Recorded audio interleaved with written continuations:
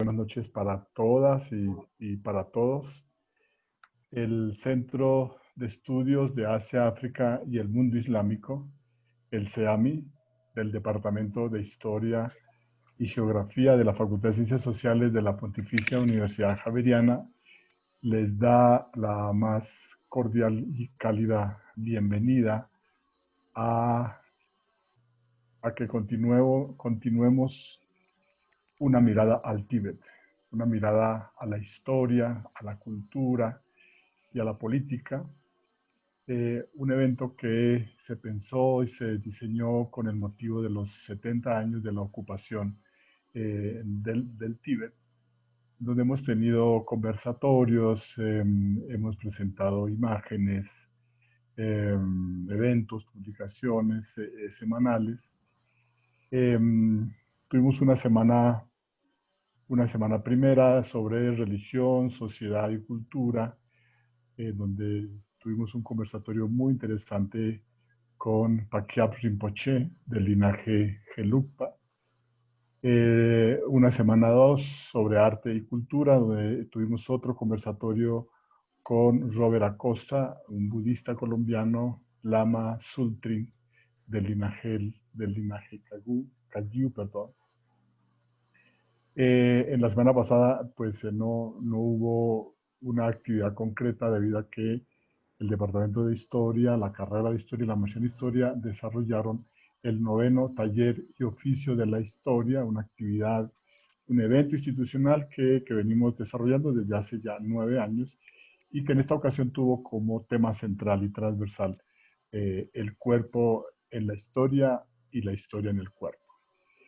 Estamos entonces retomando nuestro especial de una mirada al Tíbet en esta semana 3, entre el 5 de noviembre, o sea, hoy, hasta, hasta el resto de semana, hoy y mañana, sobre historia y política. La semana 4 girará alrededor del tema del medio ambiente y la geopolítica. Los seguimos invitando para que nos acompañe. Tendremos un conversatorio con el maestro Kelsang Sangton de la tradición Kadampa y terminaremos con un conversatorio en la semana 5 entre distintos miembros del Centro de Estudios de Asia, África y Mundo Islámico. Hoy entonces desarrollaremos un conversatorio sobre la historia y la política del Tíbet. Aunque ya lo hizo, ya lo hice, pero lo vuelvo a hacer y es darle un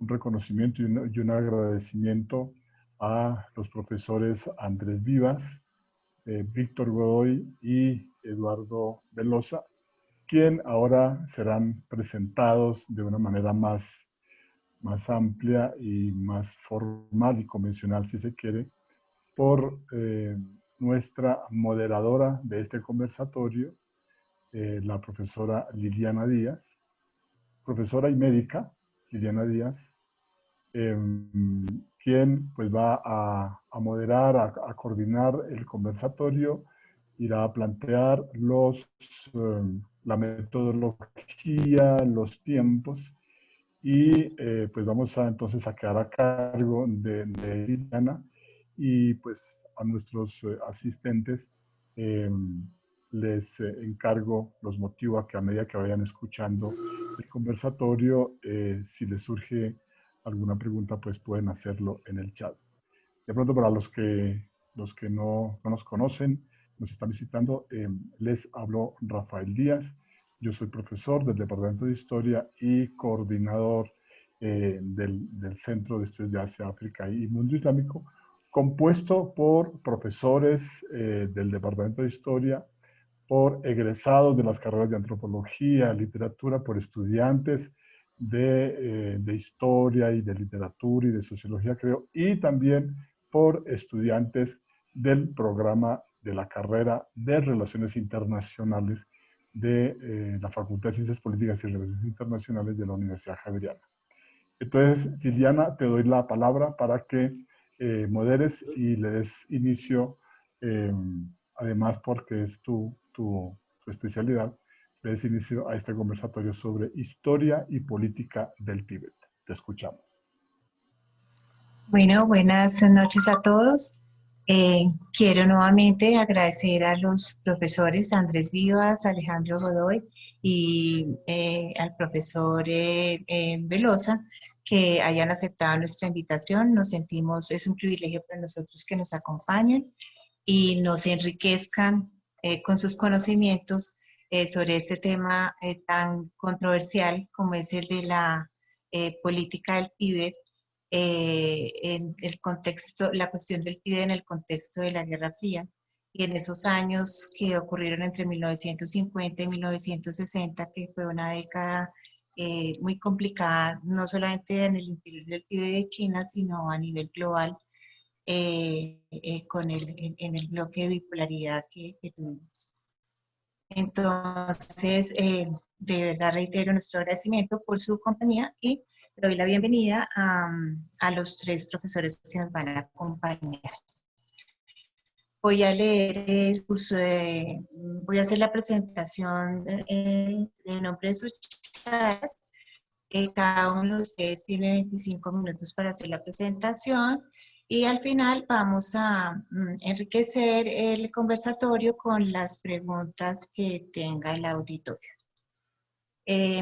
Profesor Andrés Díaz, bienvenido. Él es historiador de la Pontificia Universidad Javeriana, es magíster en Asia Oriental por la Universidad de Salamanca.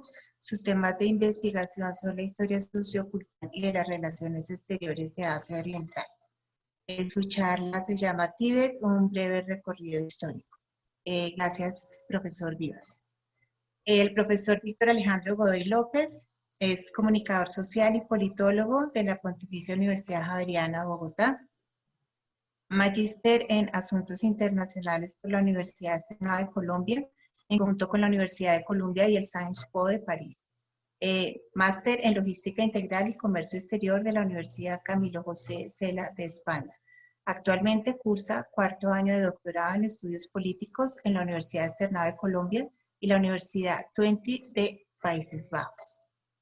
Su charla se llama Tíbet en su laberinto, entendiendo su protagonismo en la era de la bipolaridad. Gracias, profesor Godoy. Gracias. Y le doy la bienvenida al profesor Eduardo Velosa Porras. Él es politólogo de la Universidad Javeriana de Bogotá, es doctor en Filosofía y Ciencia Política de la Universidad de Hamburgo, magíster en Relaciones Internacionales de Griffith University, y el nombre de su charla es El comienzo de la Guerra Fría en Asia del Este y el Tíbet. Muchas gracias para todos. Andrés, le doy la palabra. Bueno, buenas tardes. Espero se me escuche. Voy Sí, a está perfecto. compartir. Listo, perfecto. Voy a compartir pantalla.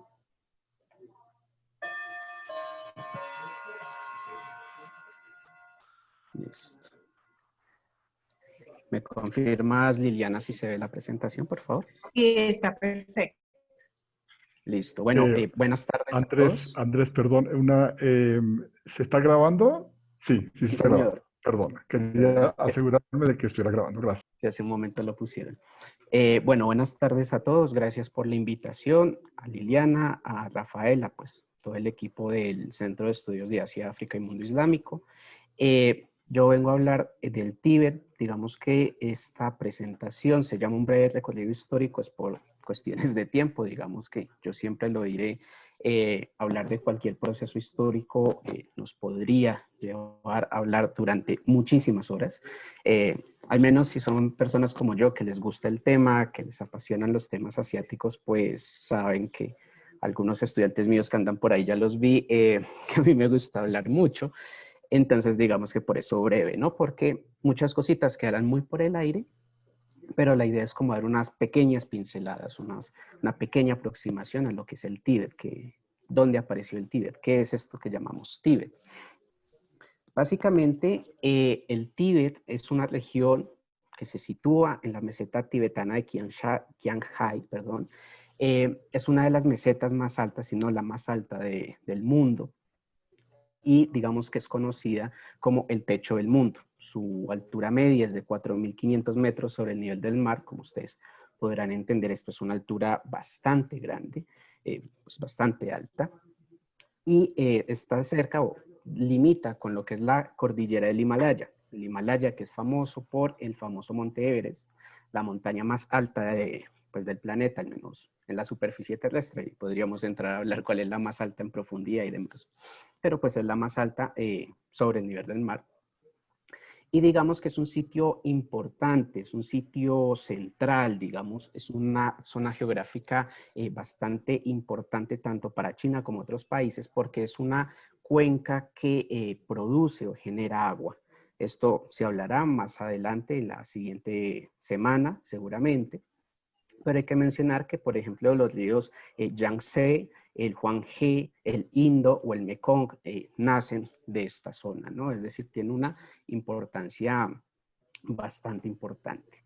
Digamos que en tibetano la región se conoce como Bodh, es como el nombre con el que ellos mismos se autodenominan o autodenominan esta región, pero digamos que el nombre tibetano ha llegado a Occidente a través de los mercaderes de la Ruta de la Seda, a través de este comercio que se viene dando desde hace muchos siglos, y digamos que ya tenemos referencias, según los estudiosos del Tíbet, de esta región en la geografía de Ptolomeo o incluso en el periplo del mar Eritreo, ¿no? Son estos libros, el segundo, el periplo es del siglo I, geografía de Ptolomeo es del siglo II, una carta geográfica, ya aparecen como el pueblo de Bautai, ¿no? Los académicos consideran que pues esta región aparece en estos textos. Hay que decirlo que pues la región en chino es Xiangshan, me perdonarán mi chino, yo no hablo chino, así que la pronunciación será un poquito rústica, pero bueno, es la idea como mostrar que tiene diversos nombres, ¿no? Digamos que el Tíbet en términos generales está dentro de lo que hoy conocemos como la República Popular China, pero algunas zonas históricas del Tíbet actualmente están en lo que es Nepal, la India, Bután, Myanmar o Pakistán. Digamos que es una región muy grande. Ya les mostraré un mapa para que me entiendan un poco. La economía del Tíbet en términos generales es de subsistencia. Hay una cría de ganado, ovejas, vacas, cabras, los famosos yaks, el tso, que es un híbrido entre vaca y yak, juntan los dos animalitos y sale esta especie, y cultivan diversos cereales, entre los que más destacan el trigo. Digamos que para la República Popular China, que es quien controla esta zona en la actualidad, pues es la región, pues es una zona autónoma dentro de este país, con el menor índice de desarrollo y con serios problemas sociales, ¿no? Digamos que falta mucha inversión en esta zona. Y a escala nacional en China, pues es la más, digamos, la más precaria. Incluso las Naciones Unidas le da un índice de desarrollo bastante bajo, digamos que no cumple como con las expectativas de desarrollo en infraestructura, acceso a alimentos, educación, etcétera, ¿no?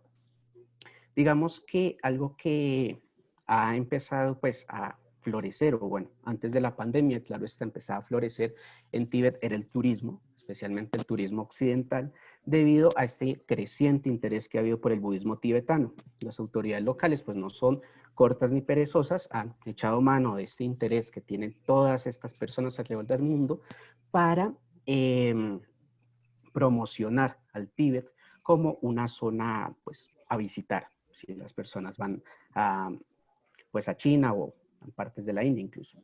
Digamos que pues esto obviamente como todas las zonas turísticas quedaron totalmente detenidas, esto en parte porque pues inició lo que es el COVID-19, pero digamos que pues hace parte ya de la República Popular. Acá les traigo un ejemplo del billete de 50 yuan, en el cual se ve, no sé si esto tiene un puntero, déjenme un segundito, bueno, ahí las muestro, en verdad, en donde pues aparece en un primer plano muy central este palacio tibetano que nosotros tenemos siempre en la imaginación, digamos, se le da esta gran importancia.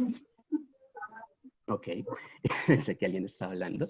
Y digamos que dentro de la moneda, Rimini, ya, es difícil un poco, aparece el tibetano como parte de los idiomas cooficiales que maneja la República Popular China, al igual que el mandarín, el mongol, el uigur y el shuang, ¿no? Digamos que son los idiomas que aparecen en esta zona. Me perdonan el mapa que está en alemán, ¿no? Digamos que es un mapa bastante interesante, pero pues no me dio el tiempo para traducirlo. Y nos muestra toda esta área histórica, cultural de lo que es Tíbet. Como ustedes pueden ver, en la parte izquierda, pues está hay una parte pequeña que está en la actual India, bueno, limita con esta frontera un poco tensa con Pakistán. Tenemos algunas partes en la actual Nepal, Bután, lo que va a ser la India también en la parte del sur, un poquito en Myanmar y el resto está en China, ¿no? Vamos a tener en el Tíbet 3 regiones principales, digamos 3 provincias históricas, como ellos lo llaman, que es Utsang, que es Amdo y que es Kham. Digamos que son las provincias, las regiones históricas que manejan en el Tíbet, aunque Amdo y Kham fueron parte mucho más tiempo de la República China. Digamos que esta república, ya hablaré un poco de ella, entre el 12 y el 49, van a estar en parte, pues, integrados a este proyecto, que pues sale mal, mientras que Utsang ha mantenido cierta autonomía, ¿no? Digamos que Amdo, igual ya les muestro un mapa para que no se pierdan tanto, pertenece a la provincia de Qinghai, digamos que prácticamente esta provincia es prácticamente Amdo. Kham está entre la región autónoma del Tíbet y la provincia de Sichuan, y Utsang es la región autónoma de Tíbet, como se ha denominado, de eso hablarán seguramente los profesores.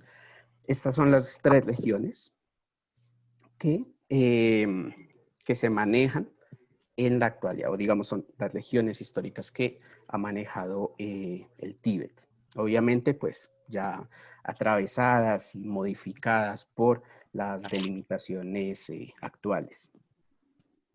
También hablo brevemente del Bon, que es una tradición animista autóctona del Tíbet. Digamos que, aunque tradicionalmente se dice que influyó enormemente a lo que va a ser el budismo tibetano, hay muchos autores que empiezan a debatir un poco esto, ¿no? Digamos que el Bon ha estado también en cierto conflicto con el budismo tibetano. El budismo tibetano pues ha escrito cosas no muy agradables o no muy amistosas acerca del Bon, digamos, lo mencionan como un camino negativo o equivocado, como algo a rechazar. Entonces, digamos que tenemos esas discusiones, esos debates dentro de la academia. Pero pues digamos lo que sabemos es que es una religión, una serie de creencias muy cercana a las tradiciones chamánicas de Asia Central. Y curiosamente, digamos, ellos dicen que su origen o su aparición es en un lugar llamado Tasing. Tasing, pues, aunque no está 100% claro de dónde es, los académicos dicen que es un lugar de Persia, ¿no? Dicen que desde allí vienen, lo que sería Asia Central, y se ha asentado, pues, en el Tíbet. En la actualidad, digamos, el Bon sigue vivo. Más o menos el 10% de la población tibetana pues cree en esta religión, en estas tradiciones, y ha llegado incluso a Occidente a través de la diáspora tibetana de los que han salido de la región. Empiezo rápidamente, pues es breve, como les digo, con un recuento histórico más o menos. Y la primera organización que tenemos dentro del Tíbet va a ser el famoso Imperio Tibetano, que dura del 629 al 841 de la Era Común. Digamos que era una monarquía, sabemos que es una monarquía que le da mucho poder o mucho privilegio a una clase religiosa, en un principio cercana a lo que va a ser el daoísmo. Digamos que se les daba como, eran los que recaudaban impuestos, eran aquellos a los cuales pues la sociedad común debía darle cierta pleitesía. Y sabemos que en el 700 1238, el emperador Trisongampo adopta el lamaísmo por la influencia de los sacerdotes o los budistas indios que van llegando a la zona. Decide adoptarlo y empieza como ese largo camino de consolidación de esta línea del budismo. Este imperio fue cercano a China, una relación muy cercana a China, y en general se llevaron a cabo relaciones comerciales. Digamos que con China la idea era comercial, entonces estaba muy de la mano. Se sabe que pues el imperio colapsa por disputas internas, una guerra civil, en un caso de sucesión imperial, como suele suceder a lo largo de la historia, las intrigas de la corte, y lleva a que se fragmente. Digamos que va a haber un largo lapso que se va a llamar la fragmentación tibetana, que van a ser pequeños reinos, aproximadamente 6 a 8, que van a estar en el Tíbet, y van a durar hasta la llegada de los mongoles. Digamos que por tiempo no los muestro tanto, pero pues como ir mostrando lo que sucede. Digamos que como ustedes pues espero saben o sabrán, pues los mongoles se expanden por toda Asia y parte de la expansión pues llega al Tíbet también. Ellos empiezan a tener invasiones, digamos, no tan exitosas. La zona montañosa, la dificultad para llegar, pues siempre jugó a favor de los tibetanos. Hay que decir que pues subir desde China hasta Tíbet no es cosa fácil, y menos en estas épocas. Pero ellos tuvieron una invasión, primero por Koden y Ogodei Khan, que es hijo de Genghis Khan, y Koden es el nieto de Genghis Khan, digamos, son estas familias mongolas que pues van a andar por Asia durante este tiempo. Y en la segunda oportunidad vuelve Ogodei Khan. Digamos que van a haber invasiones, saqueos, destrucción de todo, bueno, lo que ustedes imaginarán en toda esta serie de ataques que existen. Pero ya con el establecimiento del Kanato en China, en cabeza de Kublai Khan, él va a incorporar el Tíbet a China. Va a hacer una expedición, lo va a incorporar, pero él se va a encontrar con un problema mayúsculo, y es que no tiene suficientes funcionarios mongoles para hacer un control directo de lo que va a ser el Tíbet. Lo que él decide es mantenerlo como un estado súbdito, como un estado subyugado de alguna forma, mantienen cierta autonomía, se mantiene los poderes locales, pero siempre respondiendo ante el Kanato que pues está rigiendo en China. Digamos que los tibetanos lo llaman esto la dinastía Sakya, porque pues es el nombre del lama que está gobernando en este periodo. El lama Sakya pues habla con, pues, digamos que Kublai Khan lo deja en el poder y por eso se llama así. Cae la dinastía Yuan, digamos, es una dinastía no tan duradera, y el Tíbet entra en un periodo que es poco claro. Digamos que no sabemos exactamente cuál es su relación exacta con la dinastía Ming, hay demasiados debates. Es un periodo en donde entran diversos intereses historiográficos, nacionalistas, claro está, sobre qué ha sucedido. Algo que va a empezar desde esta época es que la República Popular China, un segundo, qué pena, nos va a decir que desde la dinastía Yuan ha habido un control directo chino sobre el Tíbet, pero no es muy claro si en la dinastía Ming esto sucedió. Digamos que en la historiografía tibetana existen varias dinastías que están, bueno, él las mencionó, la Pangmotrupa, la Ringpungpa, perdón, la pronunciación es difícil de estas palabras, y Tsangpa, perdónenme, no sé tibetano, la verdad.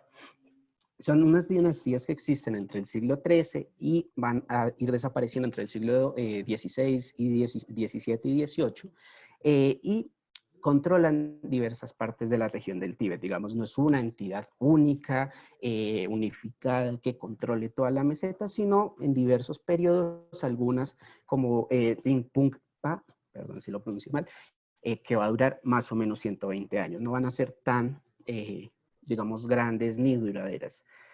Algo que sí tienen importante estas dinastías es la consolidación del sistema político, podemos llamarlo político-religioso, del Dalai Lama, que funge como un líder político y funge como un líder también del budismo tibetano.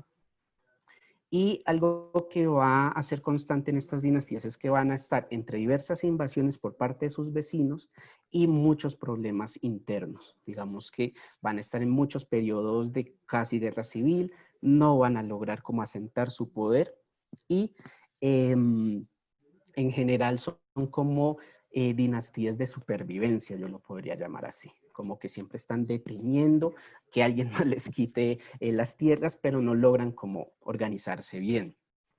Digamos que la historiografía de la República Popular China dice que estos gobiernos estaban bajo la autoridad del emperador Ming, pero todos los investigadores extranjeros, o la gran mayoría, indican que no hay fuentes y no hay nada que sustente esto. Lo más seguro para los extranjeros, pues para los otros observadores no chinos, es que estas dinastías fueran autónomas y que pues para los Ming no tuvieran mayor interés, salvo que cuidaran las rutas comerciales, como siempre ha sucedido en China. Con la dinastía Qing, en cabeza de los mongoles, ya entra a ser parte del imperio chino.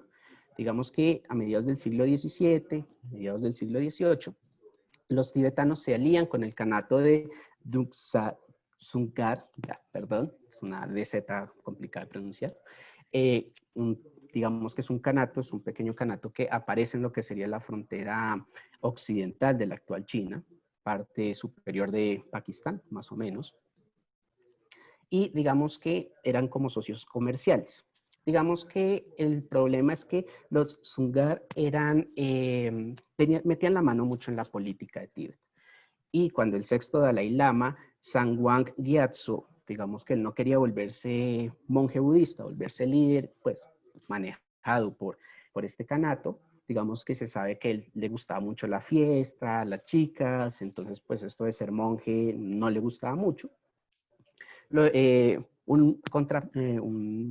enemigo, digamos un rival político, Lang Shankan, lo asesina y toma el poder. Digamos que es un entramado loco este periodo, están los extranjeros, problemas locales.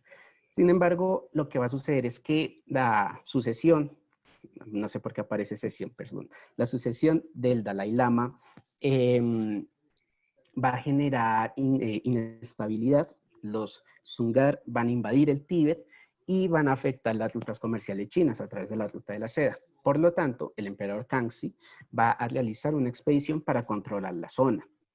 Digamos que hay diversas expediciones, la más importante, la de 1720, en donde se establece que va a ser un territorio, un protectorado más o menos de la dinastía Qing, con cierta autonomía. Digamos, el emperador Kangxi y sus sucesores permiten que el Dalai Lama sea una especie de gobernador de esta zona, y digamos que así va a quedar hasta principios del siglo XX. Aquí, como ustedes pueden ver, pues los Qing son una dinastía que pues lleva a China a su mayor expansión en lo que la historia se refiere, y pues Tíbet se convierte en un protectorado.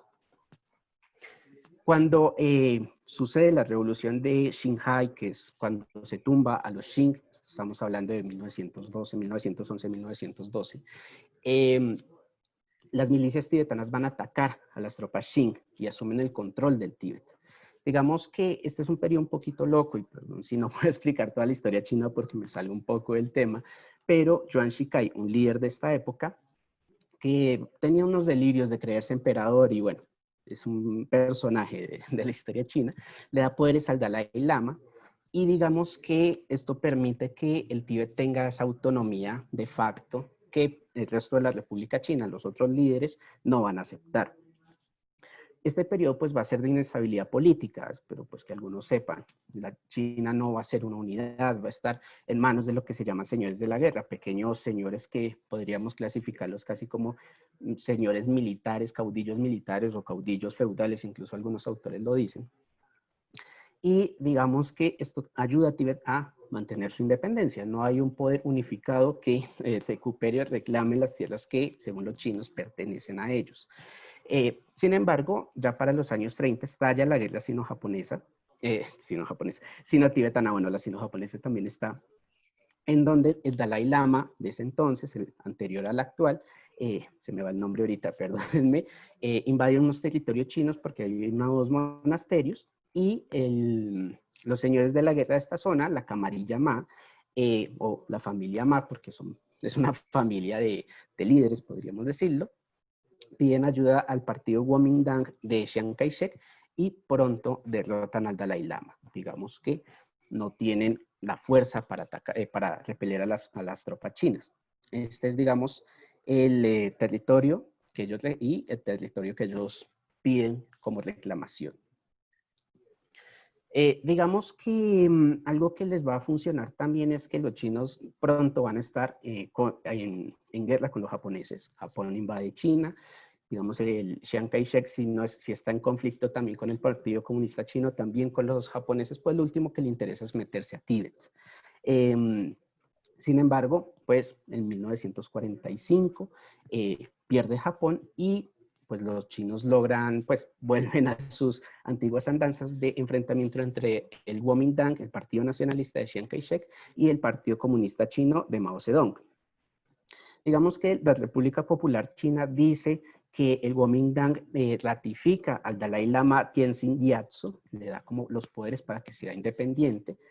Hay muchas dudas sobre esto porque pues hay varios casos en donde se ve que Chiang Kai-shek estaba esperando que la camarilla Ma organizara una expedición al Tíbet, digamos, de conquista. Pero pues como va a ganar Mao, impide esta acción. Ellos, acuérdense, están en un conflicto civil y a la final pues no se da. Digamos que para 1947 el Dalai Lama busca el reconocimiento internacional, India se lo otorga, hacen misiones a Estados Unidos y Gran Bretaña, pero ellos nunca van a reconocer al Tíbet. Y pues eso sería todo lo que les tengo que compartir, así espero no me haya pasado de minutos. Gracias por su atención. Bueno, muchas gracias, profesor Vivas, muy amable por su presentación. Vamos a dejar las preguntas que tengan los participantes para el final y vamos a darle la palabra al profesor Godoy, quien nos va a hablar sobre la bipolaridad del Tíbet en esta época de la Guerra Fría. Su charla se llama Tíbet en su laberinto, entendiendo su protagonismo en la era de la bipolaridad. Bienvenido, profesor Godoy. Muchas gracias, apreciada moderadora, profesora Díaz. Gracias, evidentemente, pues al CEAMI, a todos ustedes por la atención también. Es para mí un gusto poder acompañarlos en esta actividad y sobre todo como que salgamos también hoy en esta semana tan tensionante de los temas de Estados Unidos, ¿no? Eso Ay, es sí. importante. Sí. En ese aspecto, desconectarnos y hablar de otras regiones del mundo que también tienen una importancia bastante grande. Bueno, espérenme un segundo para poder compartir. Ay, no me dice que el anfitrión inhabilitó la función de compartir las pantallas de los participantes.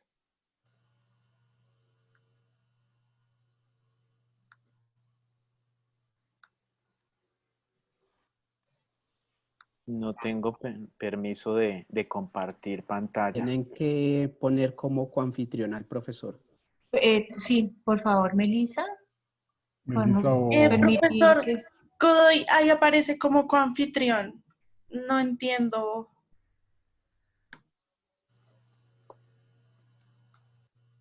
No me deja. Es que hay dos Godoy. El profesor creo que aparece como Alejandro Godoy. Exactamente, profesor Andrés. Sí, exacto, es el profesor Ya, Alejandro sí, Godoy. qué pena con Ya. usted, de verdad. No te preocupes. Muchísimas gracias. Bueno, entonces en ese sentido, de nuevo, muchas gracias. Me avisan, por favor, cuando ya estén viendo mi presentación. No Ya. vemos. Ya, perfecto, muchísimas gracias. Bueno, agradecer de nuevo rápidamente la invitación al CEAMI, como decía, a la moderadora, a mis estudiantes también de la Javeriana y obviamente pues a mi alma mater, al cual siempre recuerdo mucho.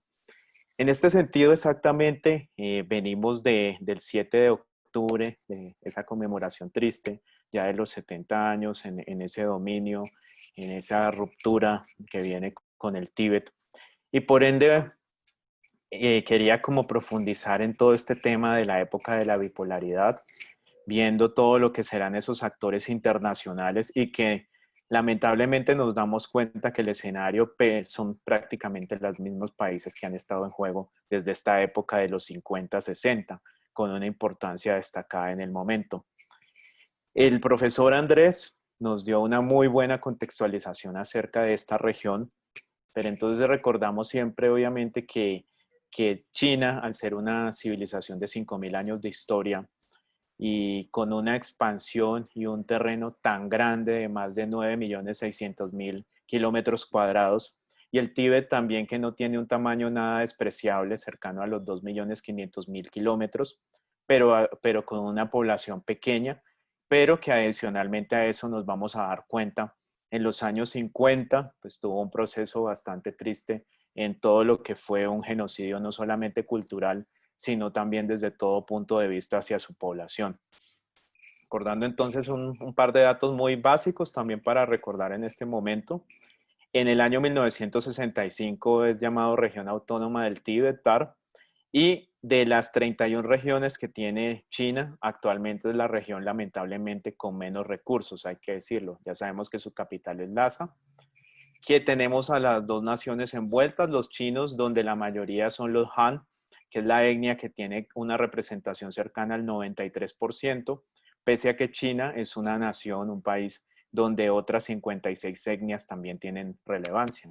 Y los tibetanos, por supuesto, en este ámbito, donde actualmente es tan difícil que ellos puedan salir de su territorio o lograr, digamos, derechos tan básicos como tener un pasaporte. Una muy breve punto también, digamos, para entrar al siglo XX, como bien lo decía el profesor Vivas, China entra a ese siglo, al siglo anterior, fragmentada. En 1911 cae la última dinastía, como bien sabemos, el niño emperador Puyi. Y un par de años antes, en el año 1904, el Tíbet fue invadido por los británicos. Establecen un protectorado solamente de un año en este territorio, devolviéndolo ya a China.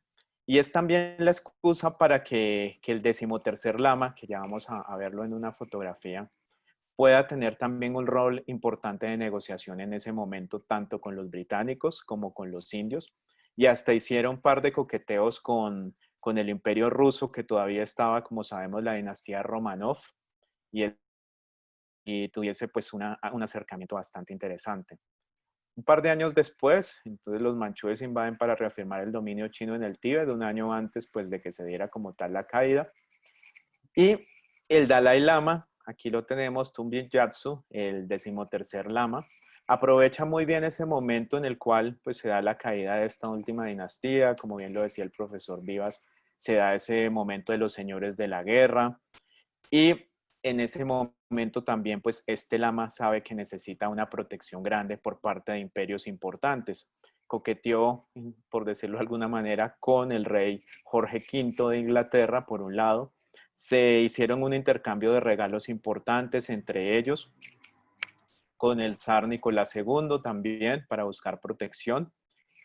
Y en el año 1913 hacen un acuerdo, que es el acuerdo de Simla, un acuerdo muy interesante, en el cual a los británicos se le da un estado, que es el estado de Arunachal Pradesh, y de esta manera pues se le da como la protección y el reconocimiento desde cierta manera. Chiang Kai-shek, también fundador del Kuomintang, y que crearía en Nankín, pues como recordamos bien, la China comunista, no la China comunista, perdón, la República de China, después cuando se iría a la isla de Formosa, huyendo en el año 1949.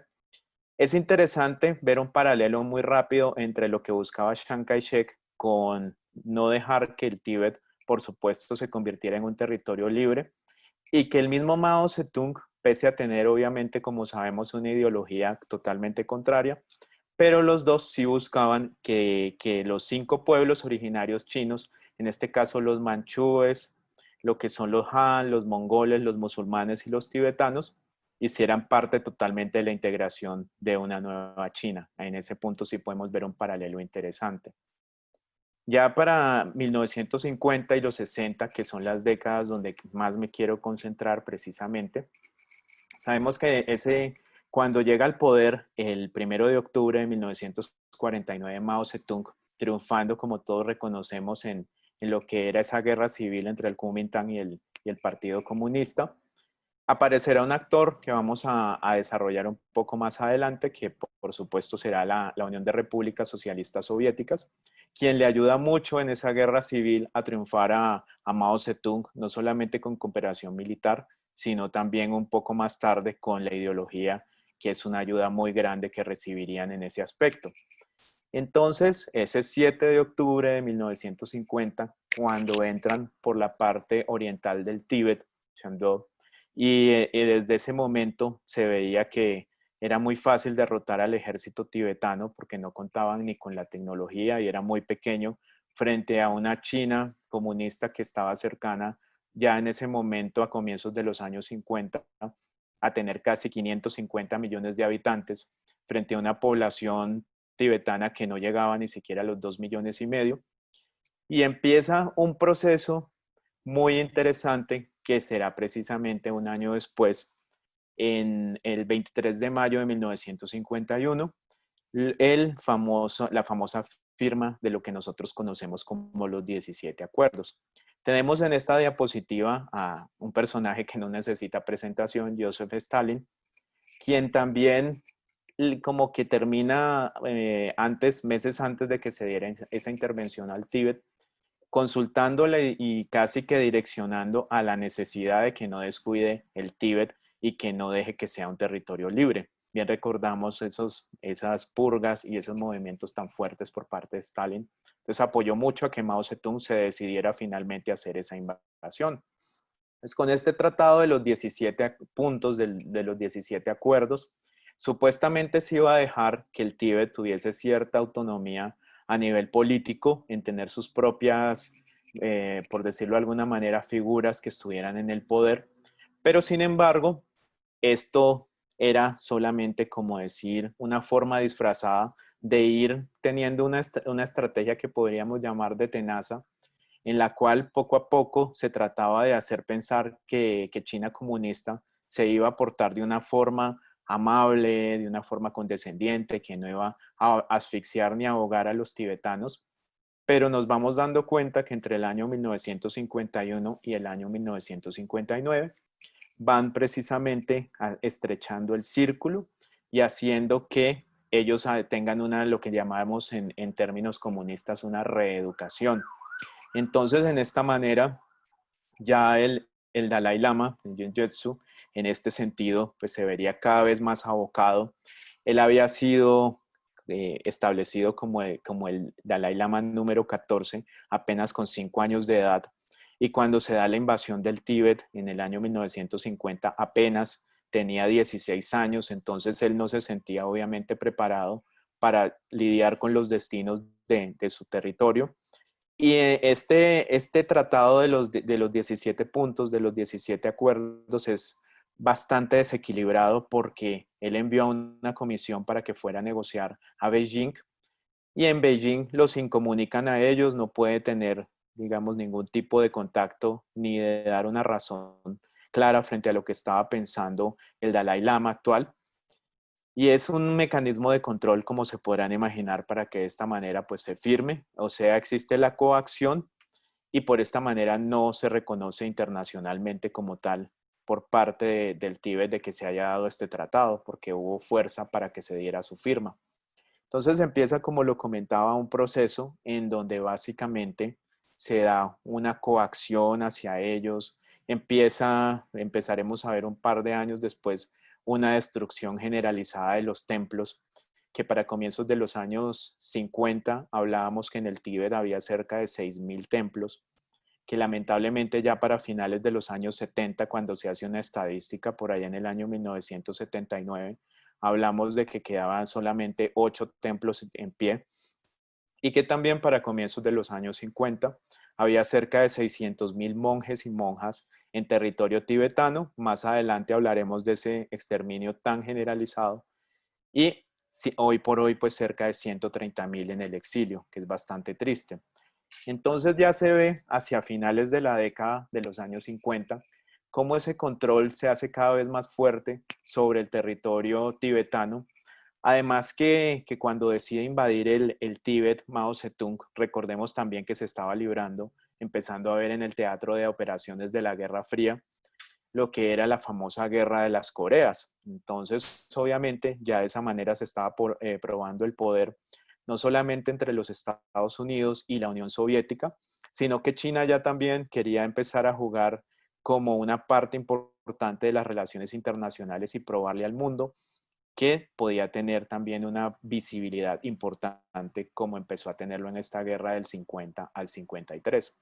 Entonces ya se empiezan a ver de nuevo unos teatros de operaciones alternativos, como fue en los años 50, no solamente esta estrategia frente al Tíbet, sino también, como sabemos, la guerra de Corea y la guerra de Vietnam también, que en el continente asiático, como bien lo sabemos, será una guerra supremamente larga que comienza en los años 50, en el año 54, y que va por 20 años hasta 1974, y como tal se oficializa su terminación con el Tratado de París en el año 1975.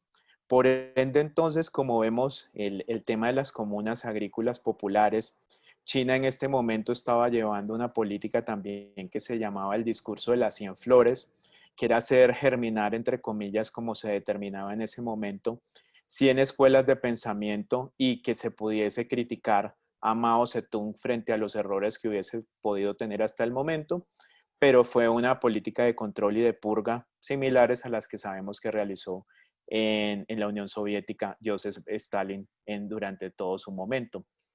Pues, llegamos a un punto de quiebre que será el año 1959, cuando las tropas chinas como tal aplastan un levantamiento en Lhasa, porque los tibetanos estaban muy descontentos con estas medidas tan similares a las comunas agrícolas, como lo comentaba un poco anteriormente, que venían desde la China comunista, e invitan al Dalai Lama a una representación de una ópera.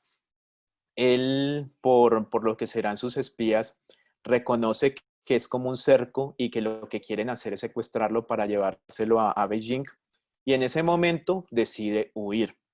Es una huida que se conmemoró el año pasado, precisamente en el 2019, en este ámbito, que se llevó a cabo el 16 de marzo del año 1959, es decir, el año anterior se conmemoraron 60 años del exilio del actual Dalai Lama.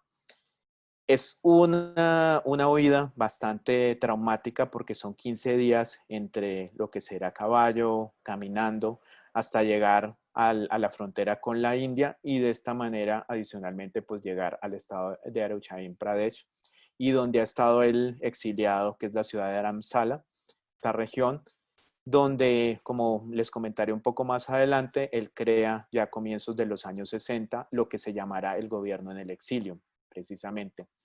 Entonces ya con su figura fuera del territorio tibetano, ahí ya vemos muy claro que podrá ser un cerco mayor, lógicamente, pues el gobierno de Mao Zedong. En este momento queda al mando lo que será la segunda figura dentro del budismo en este momento, en Pradesh Lama, y en este contexto, pues al principio se muestra como muy conciliador Mao Zedong, pero precisamente tiempo después también termina encarcelado porque se dice no era tan controlable como se creía. Es en el año 1963 cuando se prohíbe a los visitantes extranjeros ingresar al Tíbet. Los años 60 para Occidente, como bien lo decía la profesora Díaz en su intervención inicial, son unos años complejos para todo lo que será el mundo. Adicionalmente a eso, pues surgen lo que llamamos nosotros las contraculturas, esos movimientos que empiezan a ponerse a esa guerra de Vietnam, entonces se empiezan a acercar también al budismo, a lo que será esa paz, a esa espiritualidad, y empiezan a interesarse precisamente en los destinos de esta región, que será algo bastante interesante. Precisamente en el año 1963 también es el momento cuando el Dalai Lama, como les comentaba un poco, decide crear un gobierno interino en el exilio, que ahí es donde, como lo estableceremos ya en un par de minutos, la India ha tenido una posición ambigua relacionada con China, como nos daremos cuenta. En el 65, 2 años después, China establece como tal ya oficialmente una región autónoma que será en este momento pues la región del Tíbet, como lo había nombrado anteriormente. Aquí tenemos una fotografía que quería compartirles de Tenzin Gyatso cuando fue su coronación a los 5 años, de lo cual me refería anteriormente.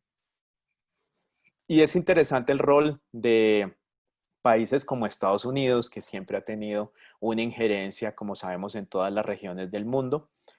Ya los archivos desclasificados de la Agencia Central de Inteligencia de los Estados Unidos, o la CIA por sus siglas en inglés, ha establecido un panorama interesante que ellos desde comienzos de los años 60 hasta el año 1972 financiaron a los disidentes y a los rebeldes tibetanos. Ya tenían un presupuesto anual para otorgarles a ellos la suma de $1 millón. Este $1 millón lo tenían ellos fraccionado entre $500,000 al año que le daban a las milicias tibetanas para que pudieran no solamente tener armas, sino también alimentación y otros aspectos, y cerca de $138,000 que le otorgaban al Dalai Lama anualmente también para lo que eran sus gastos personales, y el resto también para hacer este movimiento de Free Tibet que empezó a tomar tanta importancia y que ya en décadas posteriores, por ejemplo en los años 80, figuras del cine como Richard Gere, entre otros, se fueron acercando cada vez más al budismo y lo han popularizado mucho, que es algo que hay que establecer. La India, que es un país, como lo comento, amigo y enemigo de China por varias razones. En este momento específico de los años 60, tendrían una contienda que será una guerra en el año 1962, cuando se da la independencia de la India, recordamos en el año 47, el 15 de agosto. Ya desde ese momento, que no, bueno, es otro tema, pero básicamente lo que sabemos de la región de Cachemira, empieza una confrontación con Pakistán, todo ese tema religioso y demás. Y es en una de las guerras que tiene frente a Pakistán, que será la de 1962, cuando vemos aquí señalado en amarillo el círculo, que China aprovechará, como dicen por ahí, divide y vencerás. Y este territorio de Aksai Chin es el que sigue teniendo en estos momentos la reclamación por parte de la India. Y como vimos hace un par de meses también, en ese punto fronterizo entre ambos hubo cierta tensión y entre el ejército de India y China se lanzaron palos entre ellos, no escaló más. Y como vemos aquí también, tenemos un pequeño árbol genealógico de lo que es la familia Nehru-Gandhi, que con tanta relevancia contaron durante el siglo XX en la India. Recordemos que para esa época de la bipolaridad mundial, Jawaharlal Nehru, el presidente de la India de ese momento, junto con el general Suharto de Indonesia o con Nasser de Egipto, en la famosa conferencia de Bandung, por allá en el 54, establecerían básicamente lo que nosotros sabemos que fue el movimiento de los no alineados. Entonces trataría de tener como un rol independiente frente al comunismo y al capitalismo representados, como sabemos, por la Unión Soviética y por Estados Unidos. Sin embargo, esa neutralidad, entre comillas, ya sabemos, cuando se han hecho análisis más a profundidad, no fue tanta. Y Nehru coqueteó mucho con la Unión Soviética, era más de corte socialista, pero pues le ha brindado desde siempre asilo al Dalai Lama y ha sido un tema que no ha sido, como decirlo, directamente tratado entre India y China. Debido a esta guerra del año 62 se alejó mucho a nivel diplomático de China, tanto así que por mucho tiempo sus relaciones diplomáticas estuvieron fracturadas como tal entre el 62 y 1988, pero ha sido un buen refugio para los tibetanos que han nacido en el exilio. Ha tratado de que ellos preserven sus tradiciones, su idioma, su educación, todo su tema cultural. Y de esta manera también, pues básicamente preserva muchos de estos valores. Entonces ha sido un actor central en este momento y hasta la actualidad, como se podrán imaginar ustedes. Y en el 66, cuando se le da en China la apertura a lo que nosotros conocemos bien como la famosa revolución cultural, es el momento más sangriento en esta década de lo que será, obviamente, ese exterminio tan fuerte. Ya en esto podemos ver que se da la destrucción de cerca de 4.000 monasterios, son encarcelados o reeducados o asesinados totalmente. En el 71 se levanta la prohibición de visitantes extranjeros, precisamente pues estábamos en ese momento de los hippies, de toda la contracultura, entonces también podía generarse como una conversación interesante. Además, no deja de causar sospecha que precisamente haya sido en el año 71 cuando se levante la prohibición de visitantes extranjeros, cuando ya, como vamos a ver en una fotografía, entre el 21 y el 28 de febrero de 1972, Nixon, el presidente de los Estados Unidos, se hace un acercamiento grande con el líder chino, con Mao Zedong, y es precisamente por eso que la CIA deja de financiar a los tibetanos, porque China le dice, bueno, usted no puede jugar con Dios y con el diablo, por decirlo de alguna manera, entonces pues tiene que cortar esos presupuestos y ese acercamiento que se tiene. Entonces también es una fuente de financiación que se pierde en ese momento para todo lo que será el movimiento libertario por parte del Tíbet. En el 76 se levanta la prohibición contra la práctica religiosa budista tibetana en ese momento. Pues aquí tenemos algunas imágenes que quería compartir recordando de lo que fue esos carteles y esa publicidad de la Revolución Cultural China en ese momento, que era terrible cómo le colocaban como los gorros frigios a los monjes budistas, se burlaban de ellos, por supuesto todo con lo que era su reeducación en ese momento histórico, y enviar a chinos de la etnia Han, que es la etnia mayoritaria, para que empezaran también a poblar de forma mayoritaria el Tíbet, y que de esta manera, como bien lo decía el Dalai Lama, se diera un proceso de genocidio cultural tan fuerte. Aquí vemos algunas de esas imágenes, entonces los monjes destruyendo pues todo lo que serán sus textos sagrados, sus imágenes, todo este acervo cultural que lamentablemente se pierde en esta década tan sangrienta entre el año 1966 y 76, que acaba, como sabemos, netamente por el fallecimiento de Mao Zedong. Aquí la fotografía que hacía referencia en este contexto, cuando ya también empieza a darle reconocimiento a la China comunista por parte del gobierno de los Estados Unidos, se le devuelve, se les entrega como tal la silla dentro de la Organización de las Naciones Unidas, y en este momento también, pues como bien recordamos, entonces la República de China, que es Taiwán, ya empieza a perder preponderancia en los asuntos internacionales. Y acercándonos un poco más acá, pues vemos que los finales de los años 80 se reprimen violentamente las manifestaciones tibetanas. Bien recordamos que en China en ese momento pues viene todo el tema de la plaza de Tiananmen del 89, y el 89 también será un año clave en el contexto porque será el año en que el Dalai Lama, el 14º, gana el Premio Nobel de la Paz. Es un líder político muy fuerte y que, como bien nos imaginamos, tiene un perfil totalmente diferente porque lleva 60 años en el exilio. Actualmente es una figura que tiene 85 años. En el 2013, para darles un dato curioso, se hizo una encuesta por parte de la consultoría Harris, en el cual se preguntó en cerca de 50 países que cuáles eran los 2 líderes más reconocidos y más visibles del mundo. Y fueron Obama y el Dalai Lama. En este momento hablamos de hace 7 años, en el 2013. Y ya para cerrar, pues como también lo decía un poco el profesor Andrés, el interés, y por eso el Tíbet en su laberinto, como era el título, es porque precisamente en el Himalaya, que traduce la cuna de la nieve, que es bien bonito lo que dice, y la palabra Dalai Lama, que significa océano de sabiduría.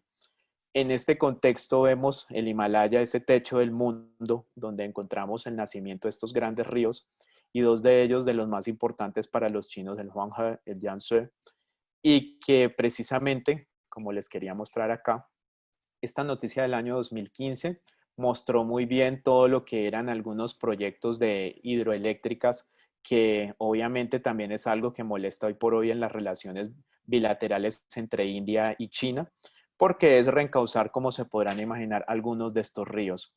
Resulta interesante, preocupante, y ya analizándolo desde el escenario actual, como sabemos también, el proceso de aculturación con la llegada masiva, como lo comentaba, de chinos de la etnia Han al Tíbet, su falta de oportunidades, otras comunidades que también reconocemos como los uigures, también tan sufridos, y el movimiento Free Tibet, pero que países como República Checa, como Francia, como otros estados que le han dado cabida, han sido un poco castigados desde el punto de vista económico. Es como una especie de venganza por parte de China por acercarse tanto a este movimiento.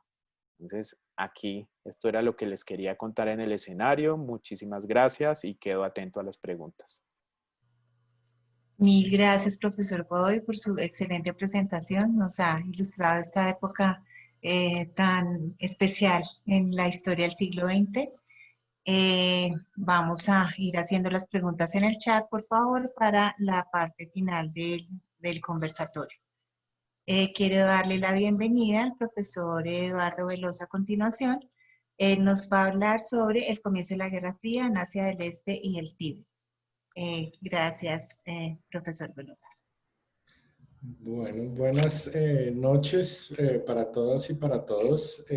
Antes de iniciar mi presentación, pues quiero unirme al agradecimiento al profesor Rafael Díaz, a mi estudiante Laura Velandia y al SEAM en términos generales por la invitación, por tenerme y, digamos, por generar estos espacios de discusión que son tan importantes. Voy a dar entonces inicio a mi presentación.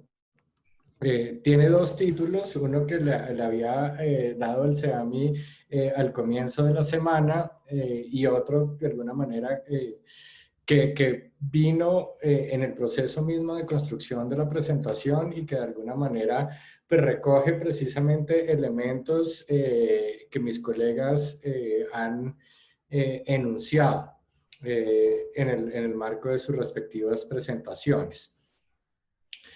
Un elemento importante antes de iniciar y también una pequeña aclaración, ya quisiera ser doctor en filosofía, solo soy doctor en ciencia política y precisamente desde esa perspectiva es que voy a plantear mi presentación.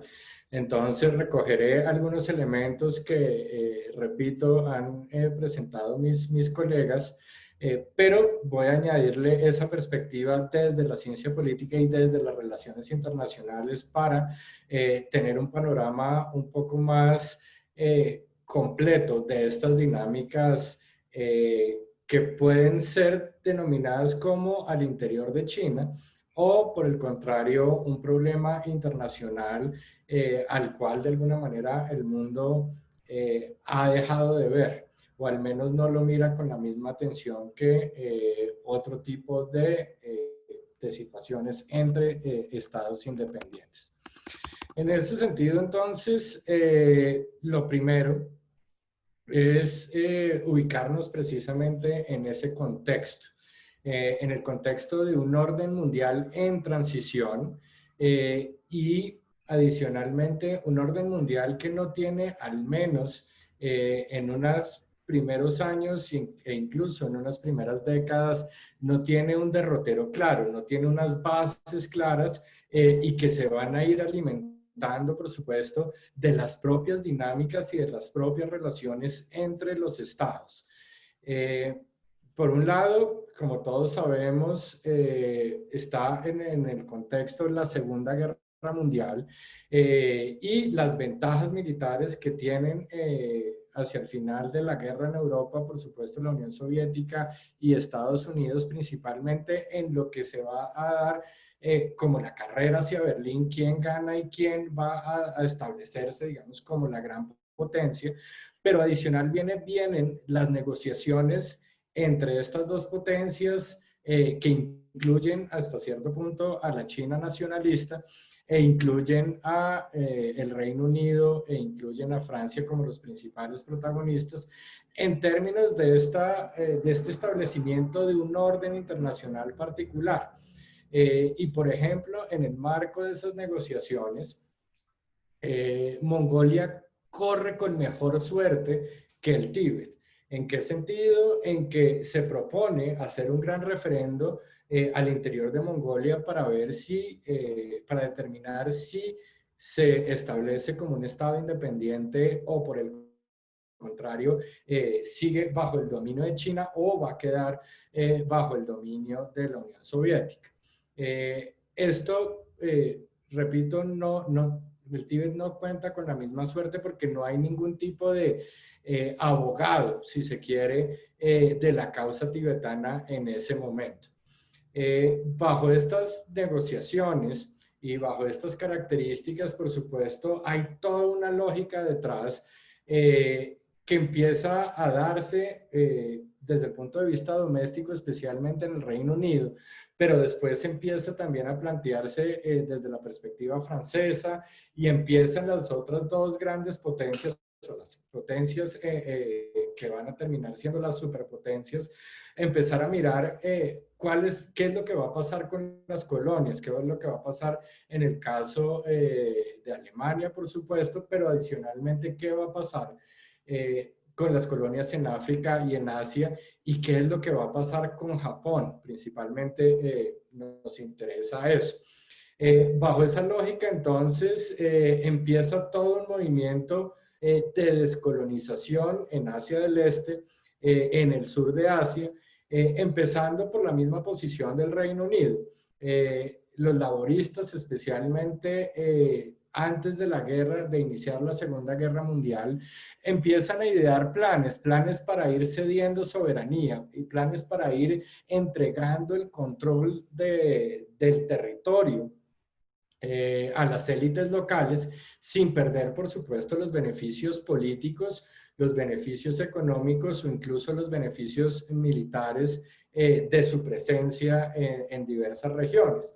El caso, por supuesto, de Singapur es relevante precisamente por su valor geoestratégico. Pero en estas negociaciones, por supuesto, en relación con el Tíbet, empieza a ser muy clara la influencia que va a tener el Reino Unido en el marco de las Indias británicas y adicionalmente en su relación, como lo expresaba el profesor Godoy, en los acuerdos que se van a ir dando, no solamente entre el Reino Unido y China, pero adicionalmente entre el Reino Unido y específicamente el Tíbet.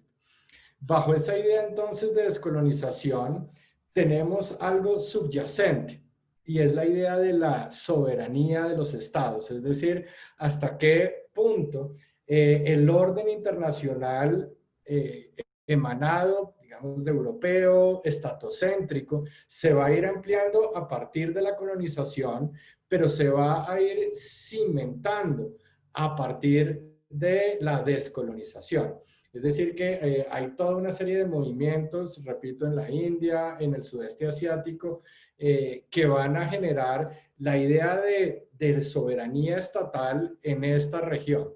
Y bajo esa lógica, entonces, por supuesto, las potencias, especialmente Estados Unidos y la Unión Soviética, van a empezar a apoyar estos mismos procesos de descolonización dependiendo de sus propias características, de sus propias perspectivas y, por supuesto, desde la lógica de sus propios intereses. Pero son dos tipos de lógicas diferentes. Una que tiene que ver con perdón, un segundo.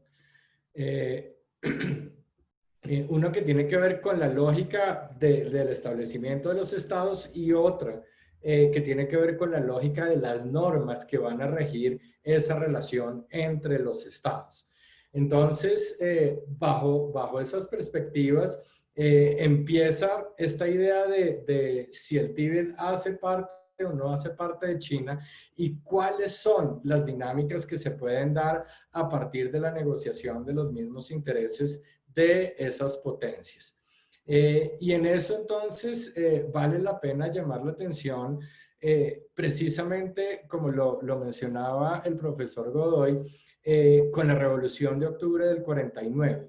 Esto es muy importante para el orden regional y adicionalmente para el orden mundial. Y es muy importante por dos razones fundamentales. La primera es porque Mao llega al poder después de una guerra civil muy violenta, pero adicionalmente de un proceso de construcción de un programa político y de una avanzada territorial muy fuerte que hizo precisamente que un grupo de guerrilleros fundados a comienzos de la década de los 20, sin mayores apoyos iniciales, especialmente de lo que después sería la Unión Soviética y con algunas diferencias ideológicas precisamente con la Unión Soviética, van a poder dar cuenta desde el punto de vista militar de los nacionalistas y de su programa de gobierno, que es un desastre.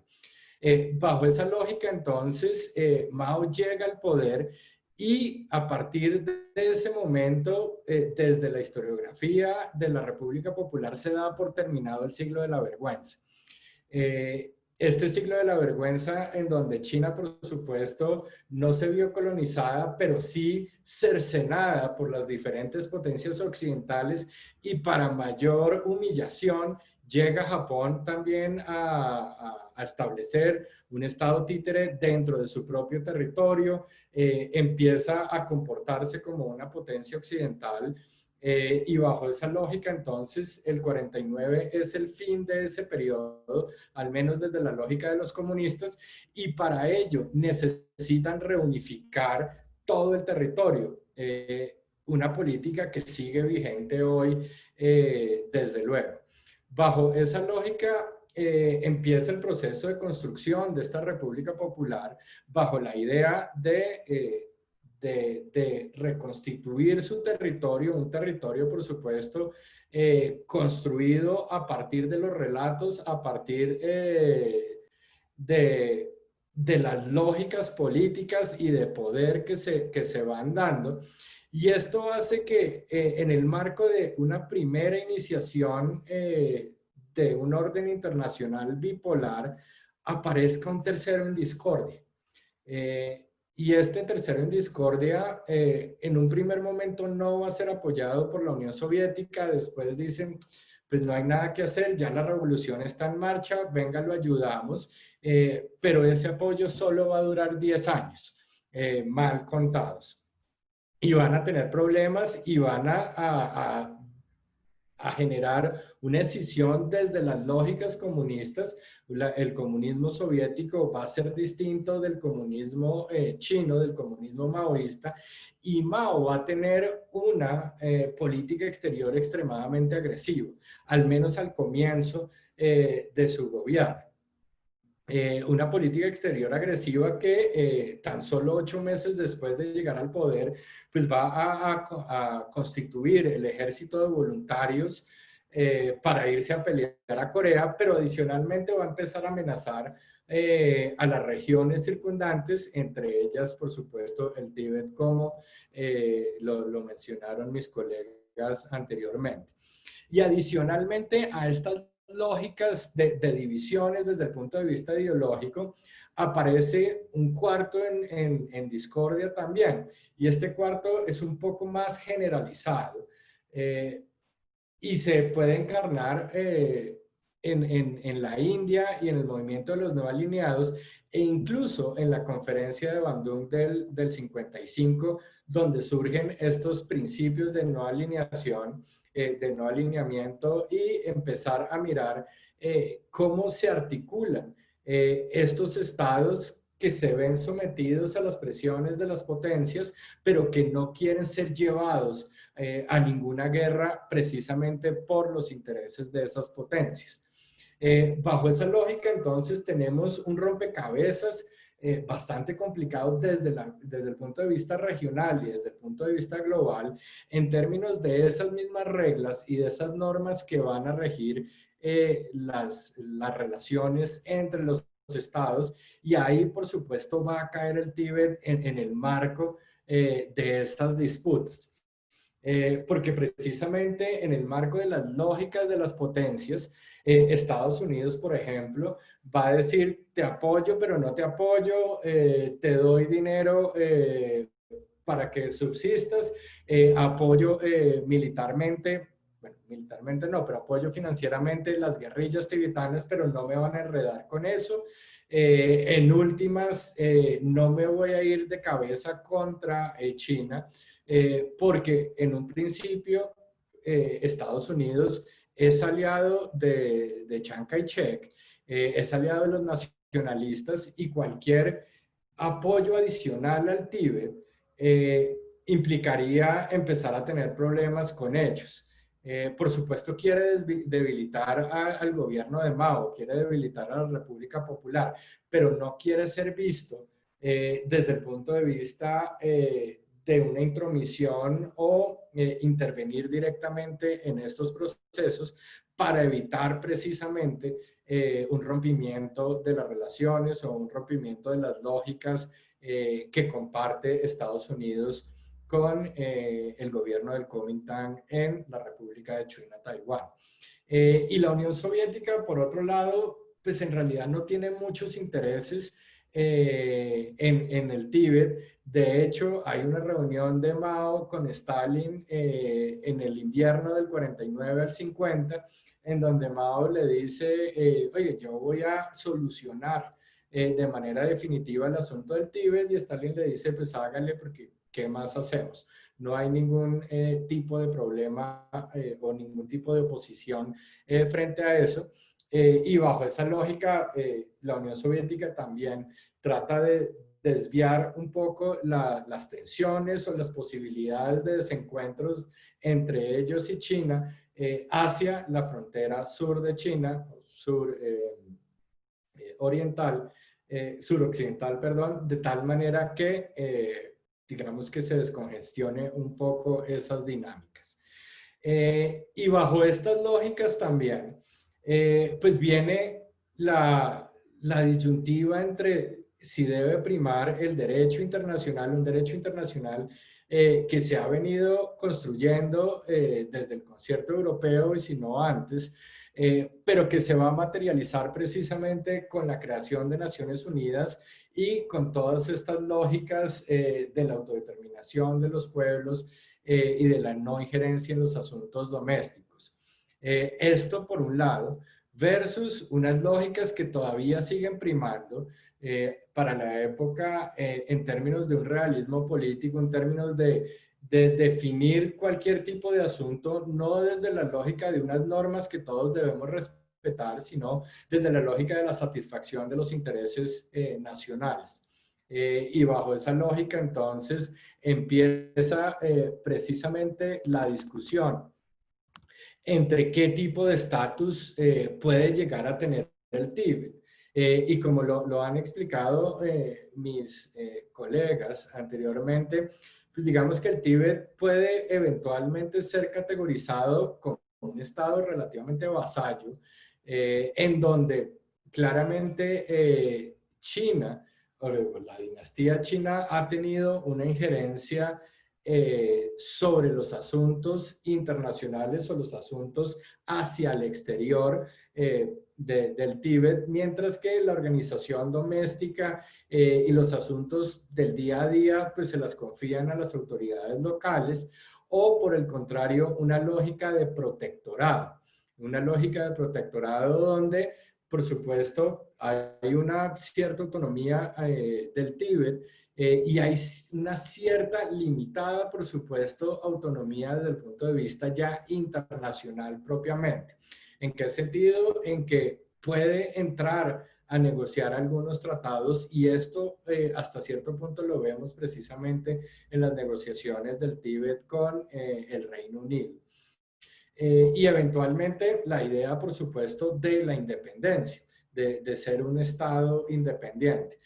Pero miren precisamente las lógicas que empiezan a mezclarse en términos de este estatus y en términos de la soberanía, de cómo se concibe la soberanía, hasta qué punto, en una primera instancia, la República de China y luego la República Popular de China empiezan a jugar con estas lógicas para tratar de, por un lado, establecerse desde el punto de vista regional tratar de, desde el punto de vista geográfico e incluso geopolítico, ampliar sus fronteras e incluso protegerse con la cadena del Himalaya en vez de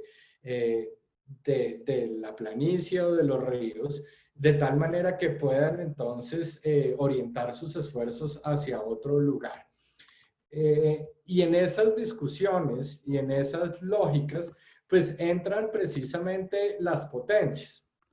Y quisiera compartirles algo precisamente de cómo se percibía estas relaciones entre China, bien sea la República de China o posteriormente la República Popular de China y el Tíbet, al menos desde la lógica de Estados Unidos. Y Estados Unidos acepta que China tiene un dominio sobre ese territorio. Pero paralelamente también pide que haya ciertos grados de autonomía. Es decir, que empieza a existir esta idea de que efectivamente el Tíbet es un estado vasallo de China. Y bajo esa lógica, pues Estados Unidos pues no va a tener ningún tipo de injerencia en términos del desarrollo, al menos desde el punto de vista declarativo, en esta relación que va a tener. Y bajo esa lógica, entonces, se va a empezar a constituir esa relación. Y esto, la cita que veíamos es del 42, y esta cita que ustedes ven en este momento es del documento del Consejo de Seguridad Nacional de Estados Unidos, documento 68, en donde ya tenemos otra perspectiva, tenemos otra dimensión regional, si se quiere, en términos de esa relación que se va a tener. Y acá en este documento está dirigido principalmente a la Unión Soviética, a la definición del enemigo de la Unión Soviética, pero hay unos elementos que incluyen a China y a la revolución, por supuesto, de octubre del 49. Y para Estados Unidos empiezan las lógicas de la Guerra Fría. Esto se escribe en abril de 1950. 3 meses antes de iniciar la guerra de Corea.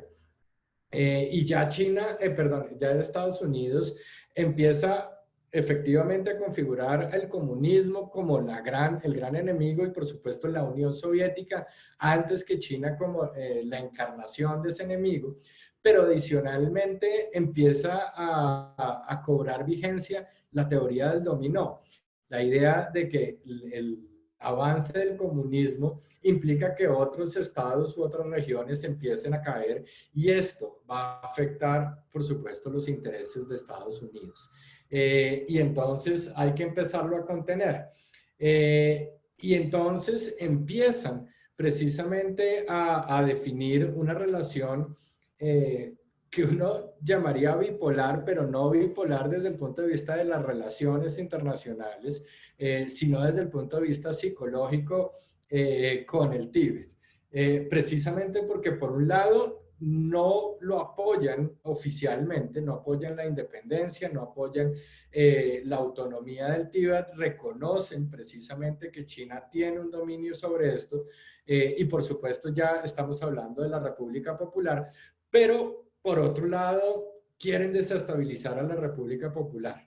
Y bajo esa lógica entonces empiezan a hablar con el Dalai Lama, empiezan a tratar de configurar esta idea de desestabilización a partir de la financiación de guerrillas, de entrenamiento militar y de operaciones clandestinas y todo ese tipo de cosas, pero tampoco quieren arruinar su relación con el Kuomintang.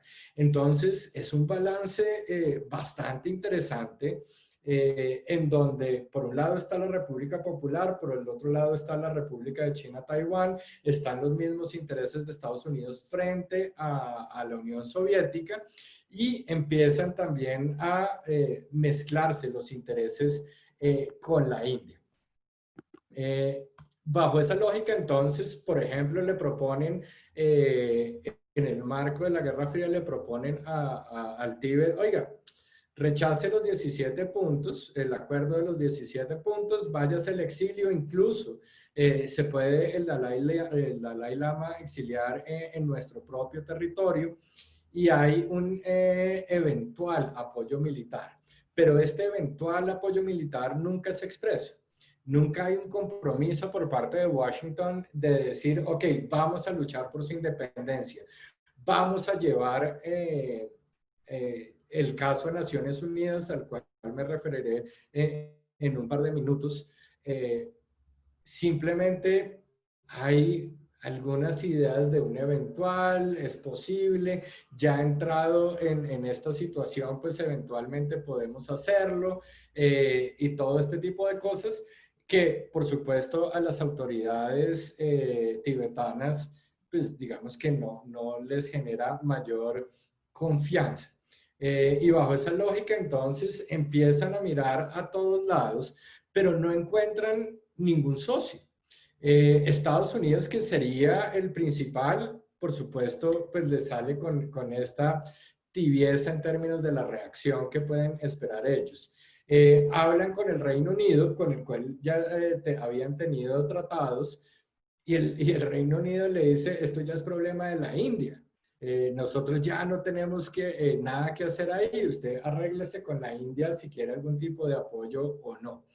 La Unión Soviética pues no es un socio importante para hablar desde la perspectiva tibetana, y ya no tienen a quién más recurrir. Precisamente como lo afirma Goldstein, la lucha del Tíbet por la independencia se encontró contra el lado pragmático de la política exterior de Estados Unidos. Una política exterior que es ambivalente, que es encubierta, que como lo decía el profesor Godoy, pues utiliza, por ejemplo, las organizaciones de inteligencia para empezar a minar los diferentes lados o los diferentes bandos que le van a satisfacer sus propios intereses, y bajo esa lógica, entonces, pues el Tíbet en realidad no tiene ningún tipo de apoyo, no tiene el apoyo de las potencias, ni siquiera va a encontrar apoyo real en otro de los grandes actores, que es precisamente la India. Y la India, en el marco de su propio proceso de descolonización y en sus propias negociaciones con el Reino Unido, van a configurarse unas dimensiones de su política, y especialmente de su política exterior, que lo van a llevar, por un lado, a un idealismo en términos de la construcción de un orden internacional diferente, un orden internacional en donde no sea dominado por las potencias de las grandes potencias y que eventualmente nos lleven a una guerra nuclear. Pero adicionalmente también con un pragmatismo específico en términos de su relación con China.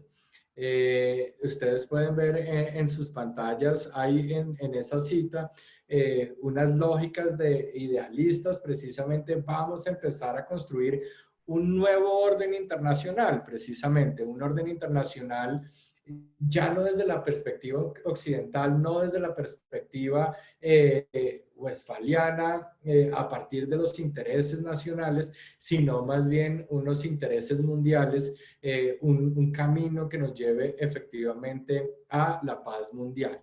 Y en ese sentido, la India, en su aproximación al Tíbet, logra conjugar diferentes visiones, una visión sistémica, es decir, esta idea de la no alineación, de los principios de coexistencia pacífica, que van a salir en parte de un acuerdo con China, que van precisamente a entender estas dinámicas de la Guerra Fría y de este orden internacional que no lo satisface, pero adicionalmente también una visión regional. ¿Cuál puede ser la relación con Mao? ¿Cuál puede ser la relación que se va a dar desde el punto de vista limítrofe? Y por supuesto, estas estas intenciones normativas por parte de Nehru pues se van a ir acabando a lo largo de la década de los 50 hasta que estallan precisamente los conflictos fronterizos entre ellos. Tiene una visión también individual sobre el Tíbet, en donde los va a apoyar, pero ese apoyo no va a ser franco, no va a ser abierto precisamente porque va a primar la acción con y esto, por supuesto, se va a enmarcar en el marco de Naciones Unidas, que sería el último punto para cerrar. Y es que Naciones Unidas surge, por supuesto, de las cenizas de la Liga de las Naciones, pero nace con unos principios o con unas ideas fundamentales dentro de la lógica del sistema internacional que precisamente van a ser la libre autodeterminación de los pueblos y la no injerencia en los asuntos domésticos. Estos principios parece que se complementan, pero son antagónicos.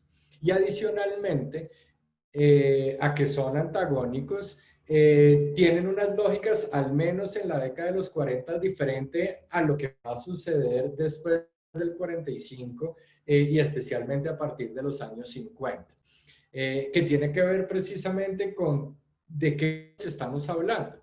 ¿Cuáles son esos que tienen el derecho a la autodeterminación y cuáles no? Y bajo esa lógica, entonces, el Tíbet se encuentra en el marco de esos dos principios y trata de llevar el asunto a Naciones Unidas, trata de llevar la invasión del 50 a Naciones Unidas, y Estados Unidos precisamente le dice, oiga, no se vaya por ahí. Si usted habla de la independencia, pues se va a encontrar con resistencia, aparte por supuesto de los occidentales, porque se está minando la lógica de la colonización que todavía sigue en curso por parte de Francia, por parte de Inglaterra, por parte de Holanda o de los Países Bajos, en fin, por parte. Y bajo esa lógica, Estados Unidos convence al Tíbet que se vaya un poco más por los derechos humanos, que precisamente tiene que ver con esta idea de resarcir, digamos, unos valores particulares. Entonces, en esa primera sesión a la cual el Tíbet llega, la sesión quinta, que es precisamente en 1950, que inicia el periodo de sesiones en 1950, pues no tiene ningún tipo de éxito.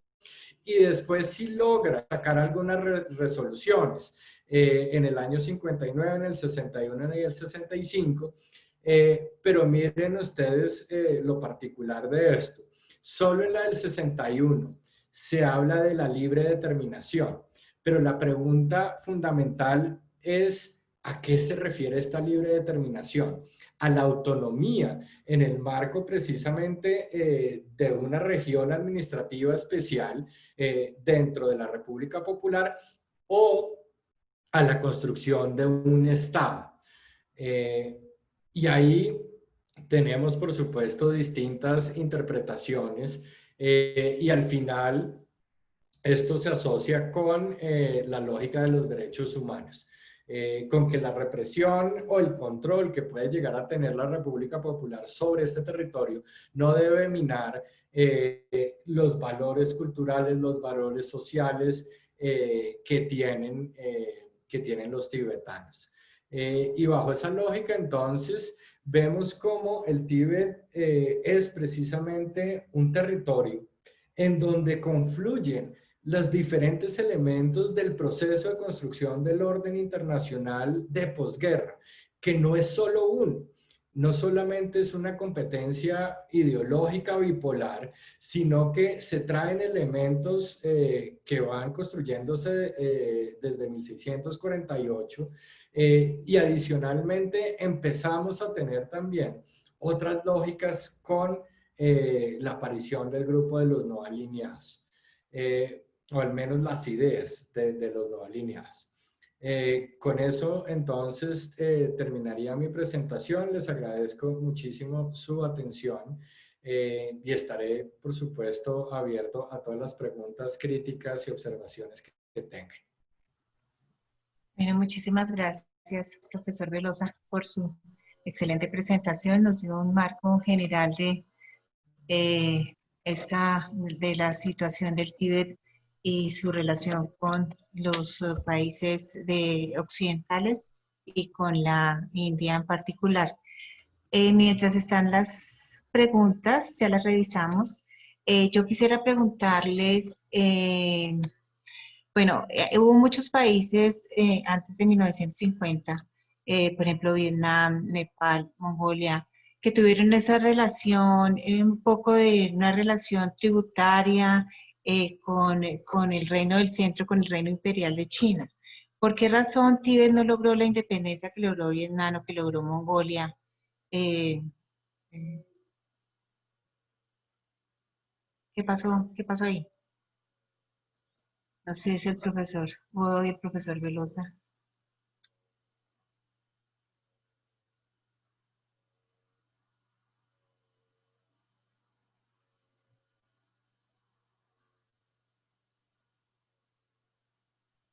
Su micrófono, profesor Boy. Profesor Perdón, sí. Amaya. Sí. Gracias. En ese orden de ideas comentaba que debido a su posición geográfica, a los recursos hídricos, a todo lo que es el tema también de una historia en común, de la ruta de la seda, de ser de todas maneras, como se ha visto el Tíbet, una cultura que ha estado en la línea ahí muy marcada entre la India y China. Esto no le permitió realmente tener esa posibilidad, obviamente, de ver culturas más lejanas geográficamente hablando, como Vietnam, como Laos, como Camboya, exactamente, que partían de ese famoso sistema cínico tradicional, donde, como bien lo decías, tenían esa posibilidad de tributo. Y de igual manera, claramente también por su naturaleza, desde lo que es el budismo, de que es su forma espiritual, eso también a ellos como que también no les permitió tener una posibilidad de poder autodeterminarse y de no encontrar apoyos, ¿no? También. Perfecto, mil gracias. A ver, el público nos pregunta, ¿por qué en 1966 los sacerdotes budistas queman los textos antiguos? Muy buena pregunta. Exactamente, recordemos que en el 66 se da el origen a la famoso periodo de la Revolución Cultural y que precisamente Mao Zedong deja muy claramente consignado que la religión, lo cual hablábamos de Karl Marx, sí, y que la religión para ellos es el libro rojo, es el libro de reeducación, y que los monjes budistas realmente solo tienen dos salidas, o renegar, lógicamente, de lo que es su tradición, su cosmovisión, su budismo, o si no desaparecer, ser exterminados. Recordemos las cifras tan terribles de más de 1.200.000 tibetanos que fueron ya eliminados para comienzos de los años 80. Entonces es un proceso, como bien lo dice el Dalai Lama, que actualmente tenemos de genocidio cultural, genocidio de sus costumbres, y lo que lleva, por supuesto, a que no solamente en ese momento del 66, también lo vemos hoy por hoy donde se siguen eliminando sus textos y con estos proyectos que tiene China a nivel tecnológico, a nivel de infraestructura, ya en el 2005 inauguró una ruta de un ferrocarril entre Lhasa y Beijing que demora solamente 48 horas y que entre comillas es para llevar progreso a los tibetanos, pero lo más triste es que precisamente los tibetanos no tienen oportunidades laborales y ya hay un 8% de personas Han, de la etnia más importante de China, asentados ahí y son los que ganan los mejores trabajos. En ese orden de cosas, ese desarrollo económico, ¿cómo está afectando la región desde el punto de vista de medio ambiente, desde el punto de vista de los recursos naturales? Porque, pues, como decía el profesor Vivas, esto es una fuente hídrica para todo el sureste asiático, India y la misma China.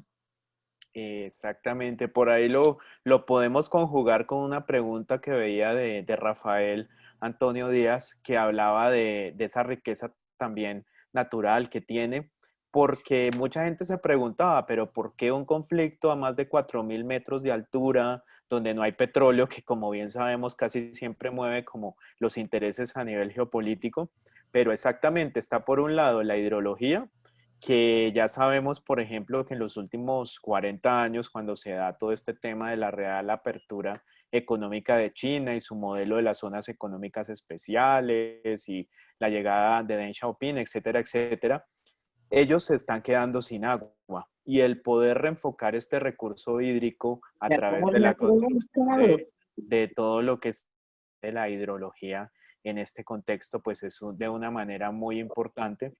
Y de otro lado también pues se han encontrado en esta parte del mundo zinc, otros minerales importantes o las famosas tierras raras también que son trascendentales para todo el tema de la tecnología hoy por hoy. O sea, cada vez les quitan más oportunidades, como también estamos viendo, haciendo un poco la comparación muy rápida con lo que está haciendo China en el continente africano. Es decir, va supuestamente a hacer una cooperación técnica, como lo vemos, invierte, pero de igual manera también se está llevando todos sus recursos para estos temas tecnológicos.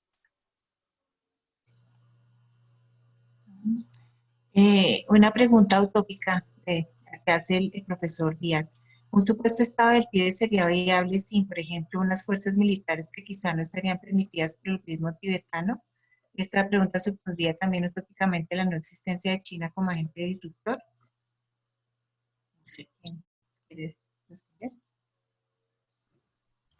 Si quieren, yo puedo abordarla. Uno de los elementos importantes dentro de la definición del Estado, desde el punto de vista del derecho internacional, tiene que ver con la autoridad central, el gobierno central si se quiere. Pero no es explícita esta definición en términos del establecimiento de unas fuerzas militares. Encontramos precisamente a varios estados sin ese componente, como Suiza o como Costa Rica, que no por ello dejan de ser estados. El gran problema, creería yo, es precisamente esta lógica de China de la reunificación o volver al territorio de grandeza que de alguna manera fue arrebatado a partir de la mitad del siglo XIX. Bajo esa lógica, el Tíbet no va a ser un estado independiente. Efectivamente, como sigue el comentario, la pregunta, China como agente disruptor. Ahí las lógicas geopolíticas, las lógicas económicas, las lógicas militares hacen pensar que en este momento y en el futuro cercano el Tíbet no tiene las posibilidades para reclamarse como un estado independiente, y adicionalmente, si lo llegara a hacer, no veo a ningún estado de la región, ni tampoco a algún estado de otras regiones apoyando esa causa. Entonces, seguirá buscando la manera de mejorar sus condiciones económicas, políticas, domésticas, pero como tal no hay posibilidades de que lo logre. Profesor Velosa, y en ese sentido, si continúa esta sistemática control chino sobre la región y se perpetúa la migración de los tibetanos hacia la India, ¿qué pasará en la India cuando el Dalai Lama no esté? ¿Y cómo se manejará desde el punto de vista de la política interna de la India esta situación? Se puede, uno pensaría como expandir, pues expandir volverse un problema. Sí, y esto digamos que hay que contextualizarlo precisamente con lo que vivimos en junio y julio con estos enfrentamientos en la frontera entre China y la India. Precisamente por el control territorial y empezar a definir, bueno, estas fronteras en realidad obedecen a unas lógicas anteriores y llegó el momento de redefinirlas, al menos desde el punto de vista chino.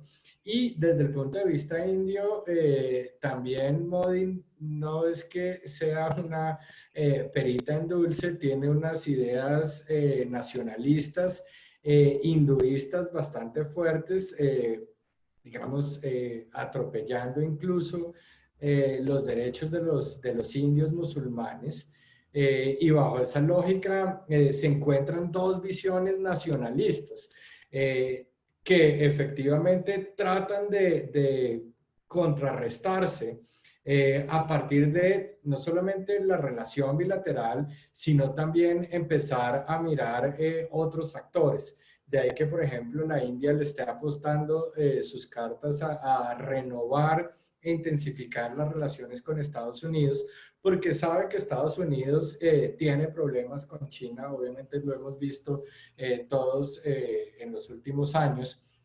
Y bajo esa lógica, entonces, por supuesto, cualquier pretensión de ayuda por parte de la India al Tíbet será considerado como una amenaza para la India, perdón, para China, y en eso China no negocia.